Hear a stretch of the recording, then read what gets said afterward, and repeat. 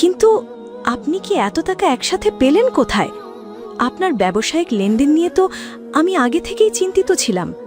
এই টাকাগুলো কি সেই সুদের কারবারের লভ্যাংশ? আপনি সবসময় কেন এই নেতিবাচক চিন্তা করেন? ব্যবসার ধরন এখন বদলেছে। এখন লাভ করতে হলে একটু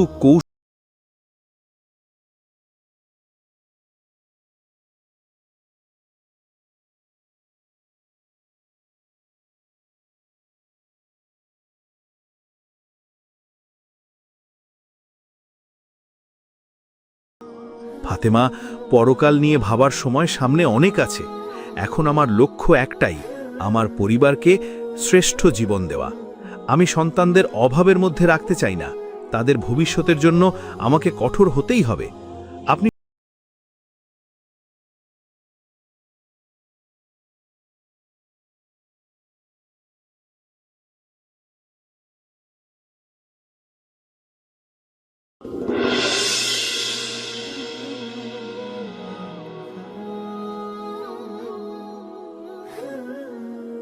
আসসালামু আলাইকুম মাওলানা সাহেব, কেমন আছেন আপনি?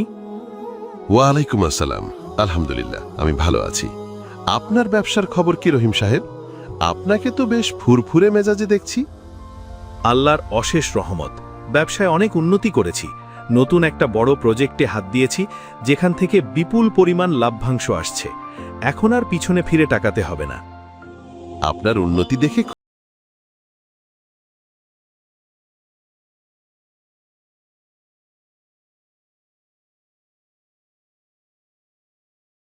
কতটুকু হালাল?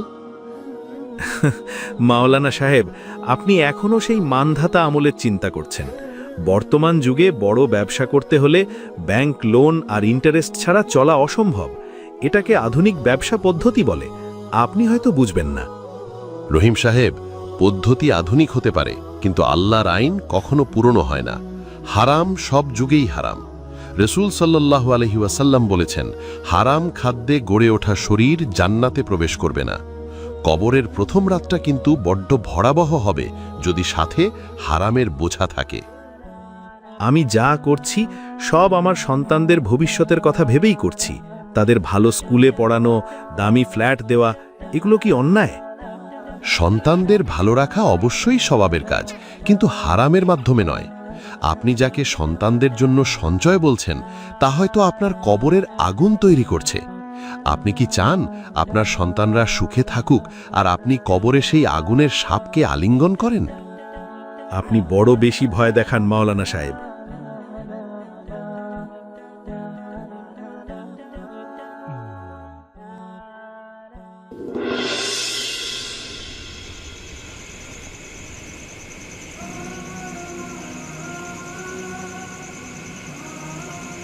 আব্দুল্লাহ, আমিনা, দেখুন আপনাদের জন্য আজ কি সারপ্রাইজ নিয়ে এসেছি।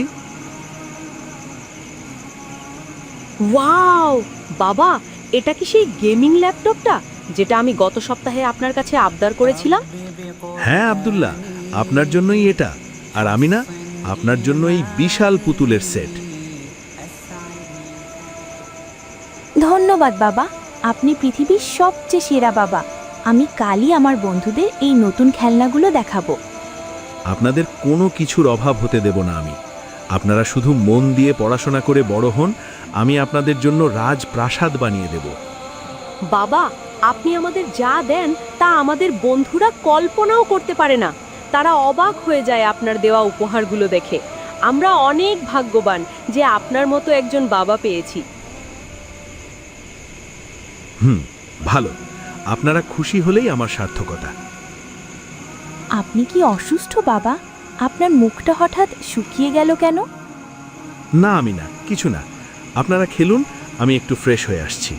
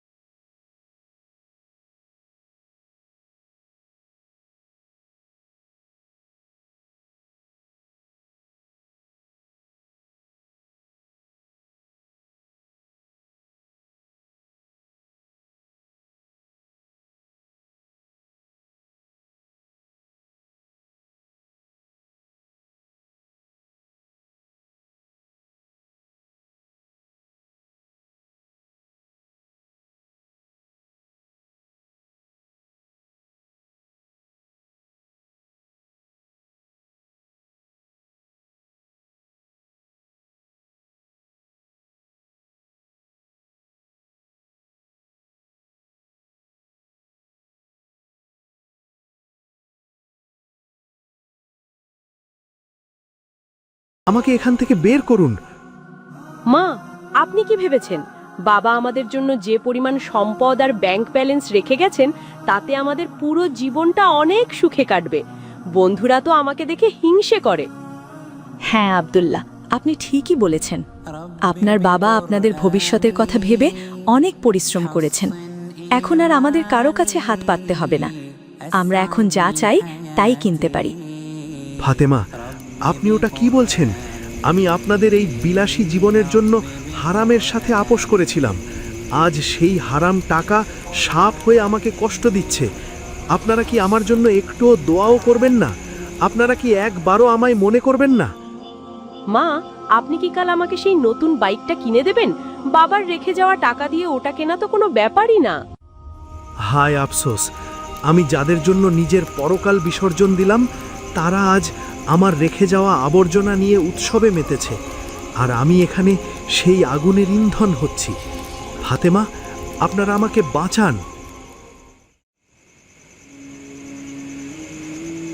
কি হয়েছে আপনার? এত ঘামছেন কেন? এই নিন, একটু পানি খান। ফাতেমা, আমি এক ভয়াবহ দৃশ্য দেখেছি।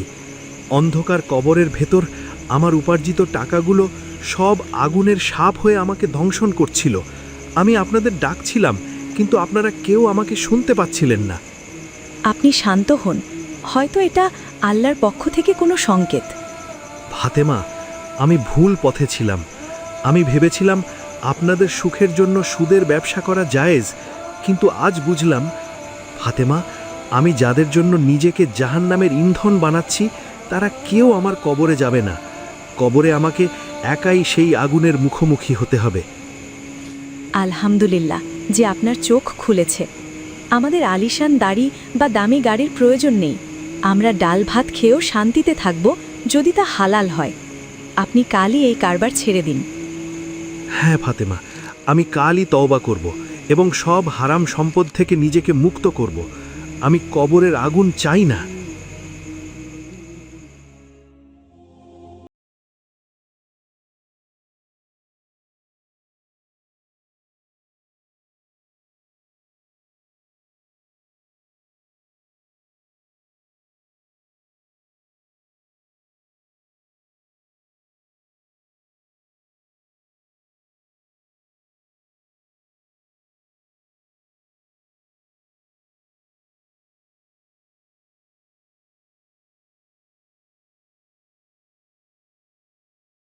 করতে হবে।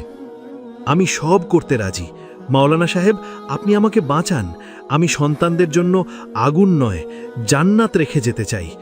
আজ আব্দুল্লাহকেও সাথে এনেছি যাতে ও নিজের চোখে দেখে ওর বাবা কিভাবে ভুলের প্রায়শ্চিত্ত করছে এবং হালাল পথের গুরুত্ব বোঝে। আলহামদুলিল্লাহ, অতি উত্তম সিদ্ধান্ত। মনে রাখবেন রহিম সাহেব, হারামের রাজপ্রাসাদের চেয়ে হালালের কুঁড়েঘর পরকালে অনেক বেশি নিরাপদ। বাবা, আপনি চিন্তা করবেন না। আমরা সবাই মিলে কষ্ট করে হলেও হালাল পথে চলব। আপনি থাকলে আমাদের কোনো ভয় নেই।